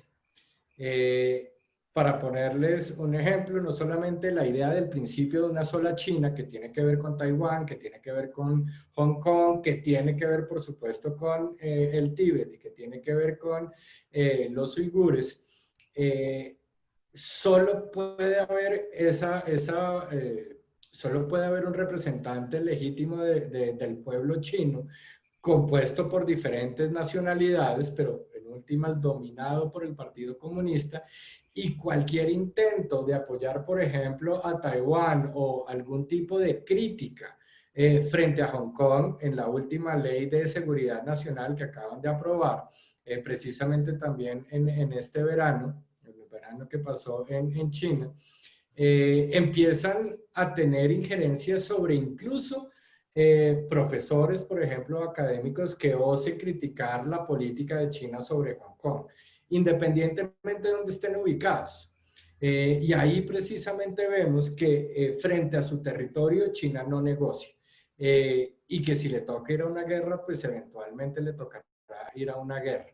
Y bajo esa lógica, la India pues también lo sabe y tiene también sus propios problemas. Entonces, no creo que vayan precisamente a generar un conflicto cuando ya lo tienen por las fronteras y la India además tiene un problema fundamental con Pakistán. Tiene sus manos llenas. Listo, mil gracias.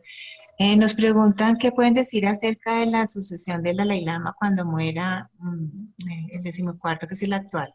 He escuchado mucho que China puede manipular a su siguiente reencarnación. ¿Qué tan cierto es esto? Teniendo en cuenta el gran poder que tiene este líder. Yo añadiría también si es posible que cuando muera el Dalai Lama, este espíritu de pronto beligerante de las guerrillas de los años 50 reaparezca no sé, dentro de la región autónoma o de los tibetanos que se encuentran en las provincias de Qinghai o de Guangzhou, Sichuan, y se establezca como una guerra guerrillas o un conflicto armado. ¿Qué pensarían de esa posibilidad?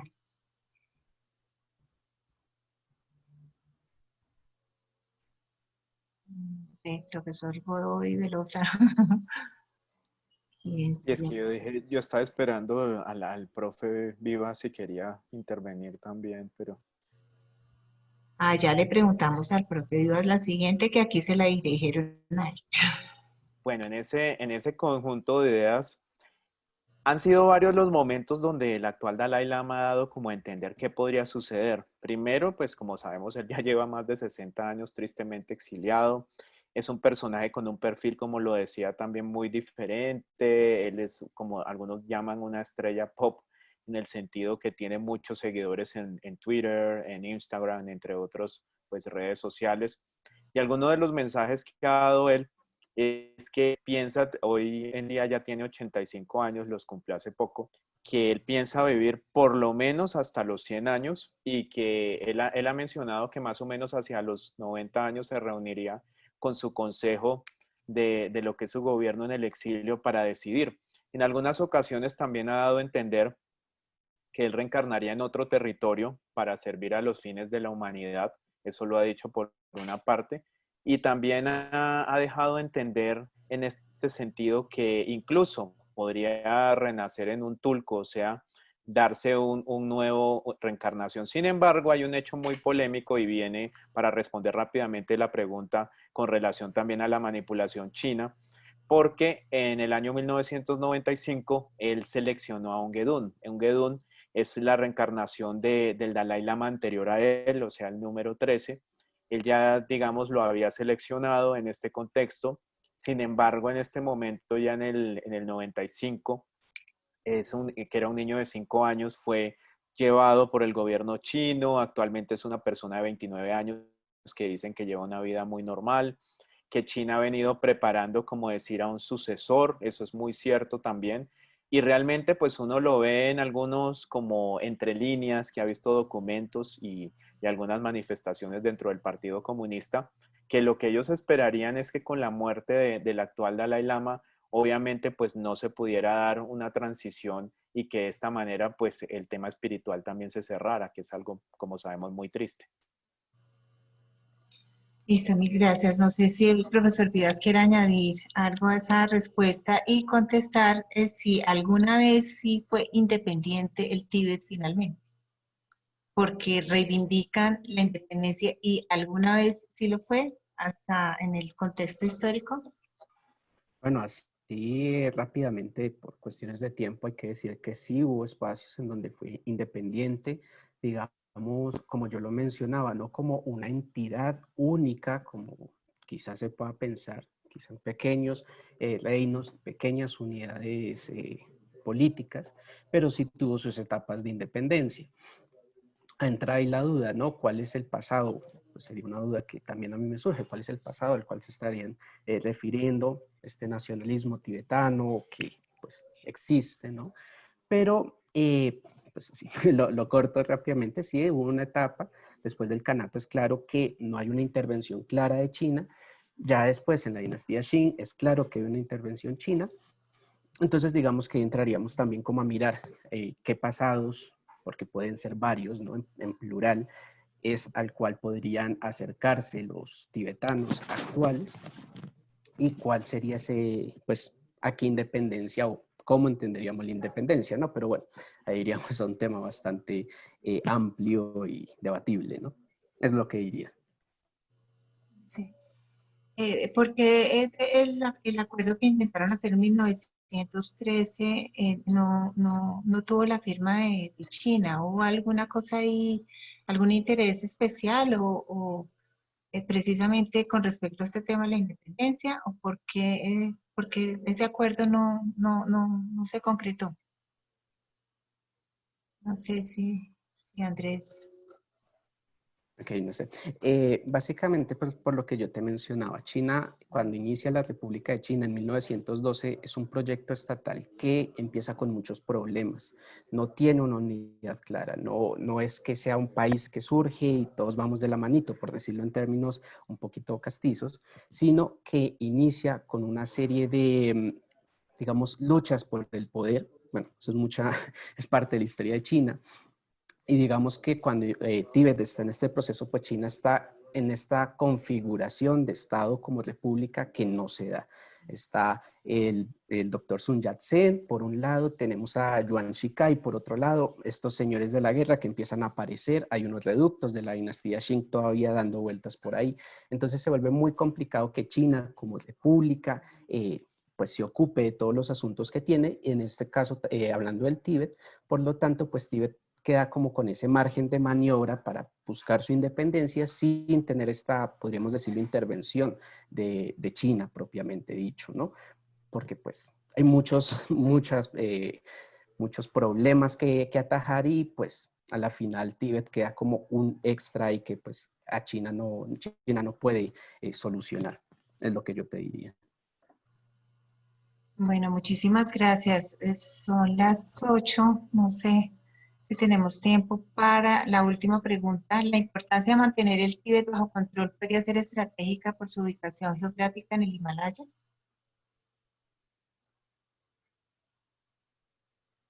Sin duda, eso le explica ahí en ese orden de ideas esa necesidad? Ya sabemos desde siempre China viéndose como un imperio, algunos hablan básicamente del milagro económico chino, ¿no? Pero ya sabemos que cuando expurgamos en la historia, ya China por allá en el siglo XVII correspondía con cerca del 60% del comercio mundial. Y es una base muy importante, como vemos, una reserva de recursos naturales hoy por hoy que tienen tanta relevancia y por ende, obviamente, pues cuando el mundo, ya sabemos, en sus fuentes hídricas, en sus necesidades, en ese nacimiento del Himalaya hablábamos de esos ríos que corresponden al 50% de agua dulce y es trivial, pero necesario decirlo, ya sabemos que en los próximos años las guerras son por los temas del agua.